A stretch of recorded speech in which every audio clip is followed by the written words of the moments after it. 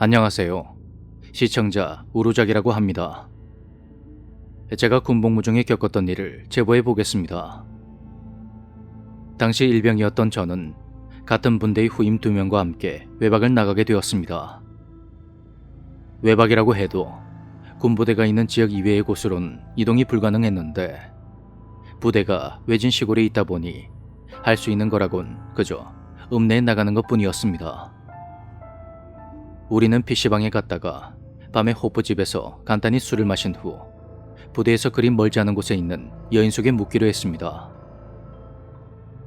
외박을 나가던 날에 분대 작전 담당관님이 저녁에 같이 술을 마시자고 했고 우리는 낮에 PC방에서 시간을 보내다가 작전관님 퇴근 시간에 맞춰서 시내 호프집에서 만나 술을 마셨습니다. 작전관님이 성격도 좋고 워낙 친화력이 좋은 사람이라 그런지 밖에서는 형이라고 부르면서 이런저런 이야기를 하곤 했었죠. 그날도 우리는 부대와 훈련 관련 이야기를 하면서 신나게 술을 마셨고 호프집 마감 시간이 되어서야 그곳에서 나왔습니다. 그래도 뭔가 아쉬웠던 우리는 작전관님과 함께 편의점으로 갔고 술과 안주를 고르고 있는데 작전관님이 잠깐 친구를 보고 오겠다며 여인숙 방 열쇠를 카운터에 맡겨놓으라고 했습니다. 그래서 알겠다고 하고 우리끼리 술과 안주를 사서 숙소로 들어갔는데 차례대로 씻고 TV를 보면서 작전관님을 기다렸지만 한참이 지나도 오지 않는 겁니다. 술도 어느 정도 마셨겠다. 매일 밤 열심히 취침을 하는 현역 군인들이었던지라 우리는 그대로 잠이 들었습니다. 그리고 얼마나 지났을까?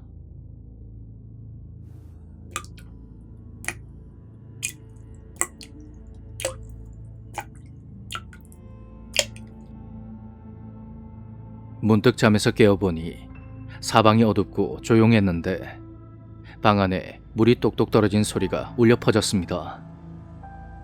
일정한 간격으로 반복되는 그 소리를 듣고 있자니 묘한 한기가 느껴지며 온몸에 소름이 끼쳤고 저는 이불을 덮고 눈을 꼭 감은 채 억지로 잠을 청했습니다. 잠시 후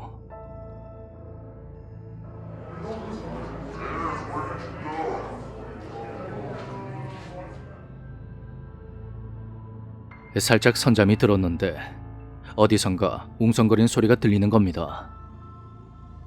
또다시 잠이 깬 저는 눈을 감은 상태로 모든 신경을 그 소리에 집중했습니다. 소리는 문 밖에서 나고 있었는데 마치 우리가 자는 방 바로 앞 복도에 사람들이 가득 차 있는 상태로 웅성거리고 있는 것 같은 그런 느낌이 들었습니다. 다 늦은 새벽 시간에 누가 저렇게 시끄럽게 하나 싶으면서도 내가 지금 꿈을 꾸는 건지 뭔지 헷갈리기까지 하더군요. 저는 자세를 고쳐 누워 다시 잠을 청했지만 오래 지나지 않아 다시 깨버렸습니다.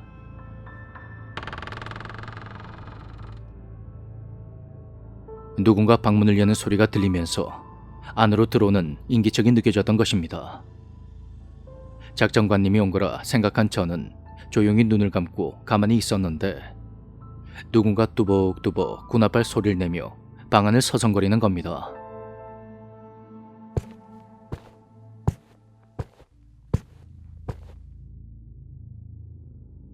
그렇게 방 안을 2바퀴 정도 빙 둘러본 발소리는 제 머리 바로 위에서 멈춰섰고 온몸에 소름이 쫙 돋아난 찰나 누군가 자신의 얼굴을 제 얼굴 바로 앞까지 쓱 들이대는 게 느껴졌습니다.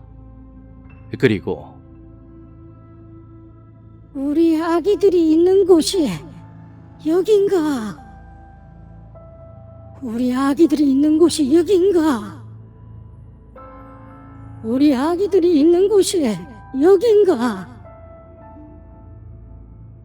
그 목소리가 들림과 동시에 저는 비명을 질렀고 그 이후로는 기억이 없습니다. 정신을 차리고 보니 날이 밝아 있었고 저는 다급히 후임들을 깨워서 새벽에 겪은 일들을 털어놨습니다. 야, 너희들 잘 때 아무 소리도 못 들었나?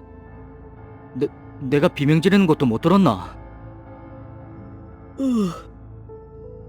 무슨 소리 말입니까?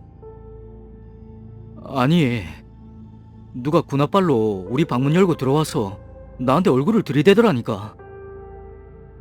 방문 여는 소리랑 발소리가 완전히 선명하게 다 들리더라고. 에이, 아침부터 왜 겁을 주시러 갑니까? 하나도 안 무섭습니다. 그때 또 다른 후임병이 저에게 이런 말을 했습니다. 근데 우일병님, 어제 저희 방에 들어올 때 카운터에 열쇠 안 맡기지 않았습니까? 작전관님 어제 안 오셨는데요. 그 말을 듣고 저는 하루 종일 찝찝한 기분을 지울 수가 없었습니다. 부대에 복귀한 뒤 작전관님에게 물어보니 간밤에 친구를 만나서 술을 너무 많이 먹는 바람에 친구 집에서 잠을 잤다고 하더군요.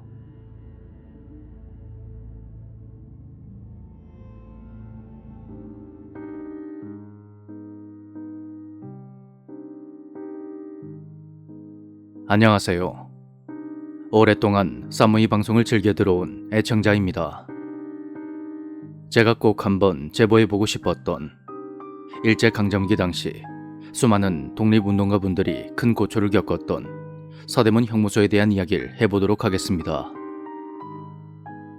서대문 형무소는 1908년 7월에 경성감옥이란 이름으로 설립이 되었는데 당시 아시아에서 가장 큰 규모의 서양식 감옥으로 알려졌습니다.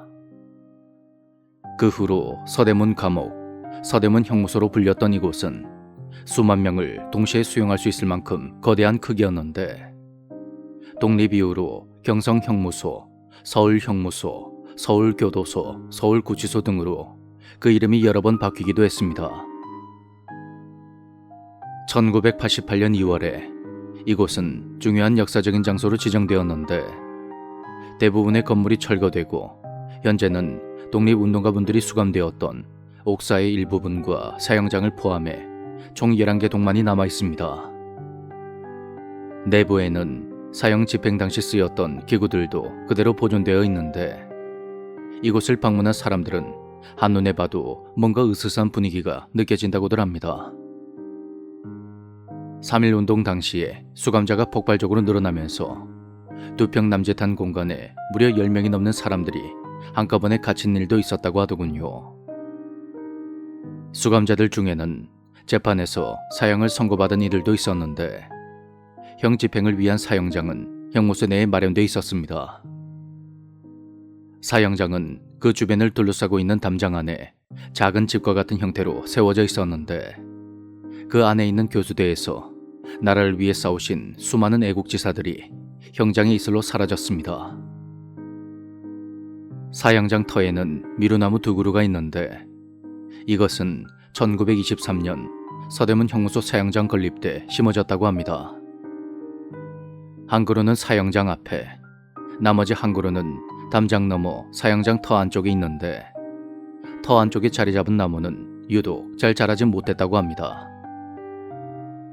본래 이 미루나무라는 종이 어떤 기후나 환경에서도 잘 자라는 종인데도 말이죠. 이 나무를 사형장 미루나무라고 불렀는데 일제의 손에 의해 안타까운 죽음을 맞이한 순국 선열들의 깊은 슬픔과 한이 서려있기 때문이라고 합니다.